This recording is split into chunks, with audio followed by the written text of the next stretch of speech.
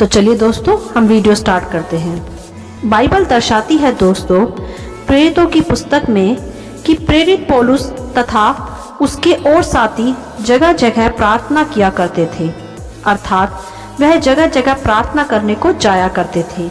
तो इस अध्याय में हम देखते हैं दोस्तों कि उस समय भी वह प्रार्थना करने की जगह जा रहे थे। तो उन्हें वहां एक दासी मिली जिसमें भावी कहने वाली आत्मा थी। भावी कहने वाली मतलब भविष्य बताने वाली, और भावी कहने से अर्थात दूसरों का भविष्य बताने से वह अपने स्वामियों के लिए बहुत कुछ कमा लेती थी। अर्थात दोस्तों, वह भविष्य बता के पैसा कमाती थी तथा वह एक सर्वेंट थी, तो वह अपने मालिकों को भी कमाकर पैसा भी दिया करती थी। तब हम आगे देखते हैं कि एक दिन पौलुस और सिलास वहां से गुजर रहे थे। तब वह स्त्री उन दोनों के पीछे आकर चिल्लाने लगी और कहने लगी कि ये मनुष्य परम प्रधान परमेश्वर के दास हैं, जो हमें उद्धार के मार्ग की कथा सुनाते हैं। और जब जब वह दोनों अर्थात पौलुस और सिलास वहां से गुजरते, वह ऐसा ही करती, क्योंकि दोस्तों वह अपनी भविष्य बताने वाली आत्मा से जकड़ी हुई थी।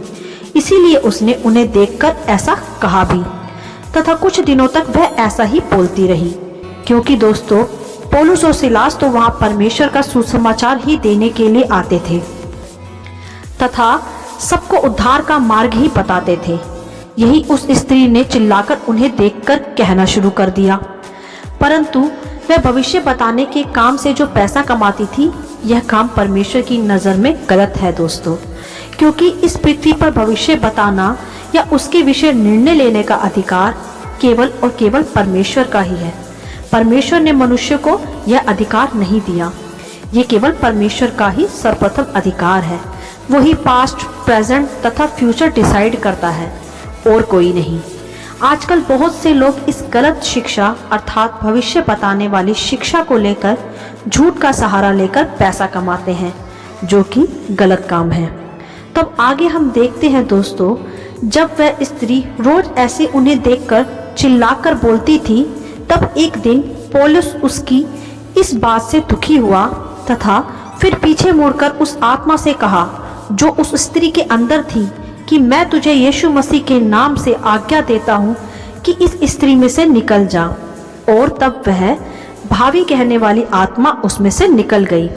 तब आगे हम देखते हैं दोस्तों कि जब उसके स्वामियों ने यह देखा कि इन्होंने हमारी कमाई का जरिया ही बंद करवा दिया, अर्थात अब वह स्त्री किसी का भविष्य बताकर पैसा नहीं कमा सकती थी, तो वह स्वामी पौलुस और सिलास के विरुद्ध हो गए तथा उन्हें पकड़ के चौक के प्रधान के पास ले गए और फिर कहने लगे कि ये लोग जो यहूदी हैं, ये हमारे नगर में हलचल मचा रहे हैं तथा ऐसी रीतियां बता रहे हैं जिन्हें मानना या ग्रहण करना हम रोमियों के लिए ठीक नहीं, क्योंकि दोस्तों रोमन साम्राज्य अपनी प्रथाओं तथा व्यवस्था पर चलता था, जबकि प्रभु यीशु मसीह के मार्ग पर चलने के लिए कोई प्रथा या रिवाज नहीं है, वरन उसमें से बाहर आने की तथा मन फिरा के सच्चे परमेश्वर को मानने की ही प्रथा है, जो रोमी साम्राज्य के विरुद्ध थी। इसीलिए उन्होंने पौलुस और सिलास को पकड़वाया।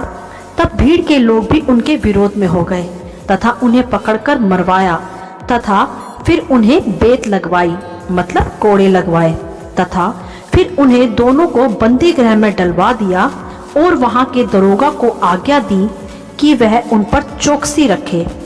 तब उसने उन्हें भीतरी कोठरी में डालकर बंद कर दिया।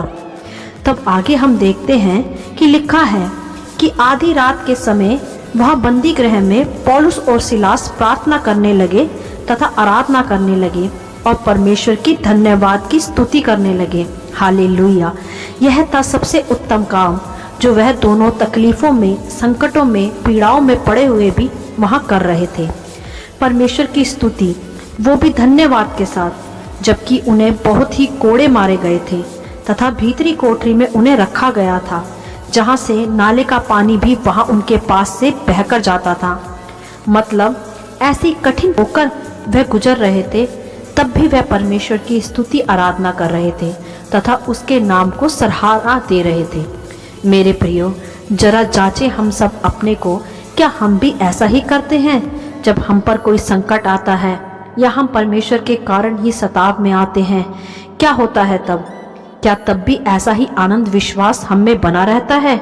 जांचिए तथा परखिए अपने अपने को कि क्या हमारी स्थिति कभी इतनी मुसीबतों से भरी आई है जैसी उस घड़ी पौलुस और सिलास की थी। दोस्तों, हम तो जरा सा कष्ट आते ही अपने परमेश्वर से सवाल करने लगते हैं कि हमने तो तेरा नाम लिया था, फिर भी हम पर ऐसी सिचुएशन क्यों आई। यहाँ तो वह मसीह के कारण दुख उठा रहे थे और फिर भी उस आनंद के साथ उस परमेश्वर की स्तुति कर रहे थे कि मानो कुछ घटा ही ना हो। दोस्तों, हमें भी संकटों तथा कष्टों में भी परमेश्वर को प्रेस करना नहीं छोड़ना चाहिए, चाहे कितनी भी विपरीत परिस्थितियां क्यों ना हो। हमारा परमेश्वर योग्य है हमें संकटों से छुड़ाने के लिए। तब आगे हम देखते हैं, जब पौलुस और सिलास बंदी गृह में आराधना तथा प्रार्थना कर रहे थे, तभी अचानक एक बड़ा भूकंप आया। यहाँ तक कि बंदी गृह की नींव भी हिलने लगी तथा बंदी गृह के सभी द्वार खुल गए, उनके बंधन भी वहां खुल गए और सभी कैदियों के भी बंधन वहां खुल गए। तभी दरोगा डर गया तथा सोचने लगा कि पौलुस और सिलास भी अब यहाँ से भाग निकलेंगे तथा फिर रोमी सरकार मुझे छोड़ेगी नहीं। इसी डर के मारे वह खुद को मारने लगा तथा उसने खुद को मारने के लिए तलवार निकाली। तभी पौलुस ने उसे देखा तथा ऊंचे स्वर से उसे पुकार कर कहा कि अपने को कुछ हानि मत पहुंचाना, क्योंकि हम सब यहीं पर हैं।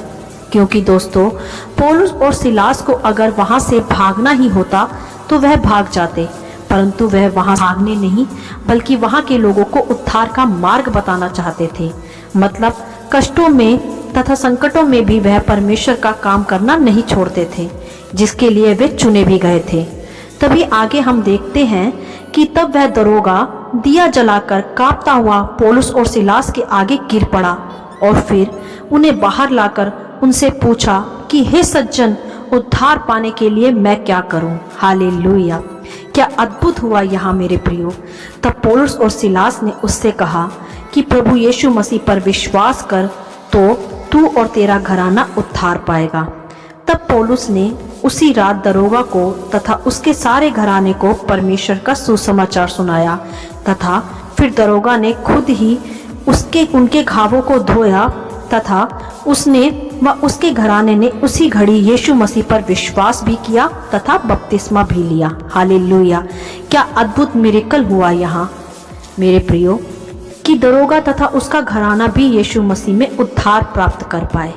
यही होता है दोस्तों, कठिन परिस्थितियों में परमेश्वर को पुकारने का तथा उसकी स्तुति करने का परिणाम, जो उस घड़ी पौलुस और सिलास ने भी की, कष्टों तथा पीड़ाओं में पड़े होने के बावजूद भी। तो दोस्तों, हमें भी अपनी कठिन परिस्थितियों में भी परमेश्वर को धन्यवाद देना चाहिए तथा उसकी बुलाहट को ध्यान में रखकर उसके कार्यों को करना भी चाहिए, जिससे हमारी कठिन परिस्थितियों के बंधन भी खुल जाते हैं तथा हमारे द्वारा और बहुतों का उद्धार भी हो पाता है, चाहे वे हमारे विरोधी लोग ही क्यों ना हो। बाइबल कहती है, जब परमेश्वर हमारी ओर है तो कौन हमारा विरोध कर सकता है। और दोस्तों, जब परमेश्वर हमें अपनी योजना में कोई काम सौंपता है तो हमें उसकी बुलाहट को पूरा करने में चाहे कितने भी कष्ट क्यों ना सहने पड़े, कभी पीछे नहीं हटना चाहिए। परमेश्वर खुद ही हमारे लिए सभी मार्ग खोल देगा तथा हमारे विरोधियों को भी हमारे सामने झुका देगा, जैसा उसने पौलुस और सिलास के सामने दरोगा को झुका दिया, क्योंकि परमेश्वर दरोगा तथा उसके घराने का भी उद्धार करना चाहता था। क्योंकि परमेश्वर दयालु है, वह सबसे एक समान प्रेम करता है, वह नहीं चाहता कि कोई भी नाश हो। और दोस्तों, यह समझ लें कि जब भी आप कठिनाइयों में, तकलीफों में आराधना करते हो तो आराधना के द्वारा उन तकलीफों के बंधन टूट जाते हैं तथा परमेश्वर की महिमा प्रकट हो पाती है। तो दोस्तों, परमेश्वर को स्तुति करना, उसे प्रेस करना कभी ना छोड़ें, चाहे कैसी भी सिचुएशन हो। सदा अपने मनों से धन्यवाद ही भेंट करें तथा जगत में प्रभु का सुसमाचार फैलाते रहें। यही हमारे प्रभु की इच्छा भी है। हालेलुया! आशा करती हूँ यह वचनों का संक्षिप्त विवरण आप सभी को समझ में आया होगा। आप इन्हें दूसरों के साथ भी बांट सकते हैं, क्योंकि हमारे प्रभु यीशु मसीह की यही इच्छा है। आमीन। and God bless you all.